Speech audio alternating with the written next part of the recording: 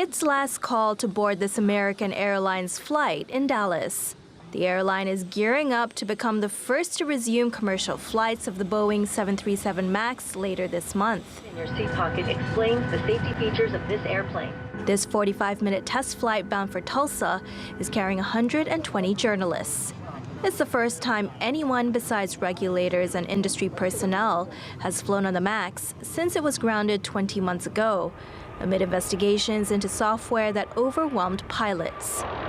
Pilots go through the training, which is about an hour and 40 to 50 minutes of computer-based training, and then a 1-hour brief prior to going into a 2-hour simulator.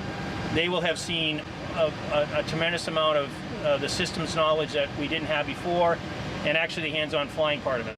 The 737 MAX is Boeing's best-selling commercial aircraft, with more than 4,800 orders. The single-aisle plane was seen as a reliable workhorse. More fuel-efficient and climate-friendly than its predecessor, there were 367 in service worldwide, operating more than 25,000 flights a month. That is, until 2 plane crashes killed 346 people in Indonesia and Ethiopia in just 5 months apart.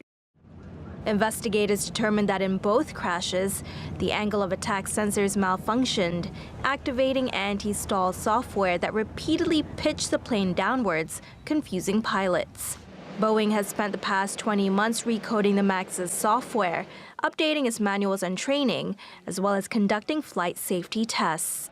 After rigorous checks, the U.S. Federal Aviation Administration cleared the aircraft's return to service. I believe the 737 MAX will be a safe airplane to fly. I think it's important to note there have been hundreds of thousands of hours spent improving the software. Pilots are now required to go through flight simulator training, which was not required before. Boeing now faces the challenge of reassuring travelers that the MAX is indeed safe.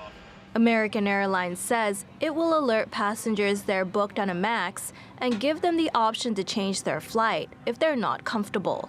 Boeing will even have a manned situation room to monitor every MAX flight globally and look out for glitches.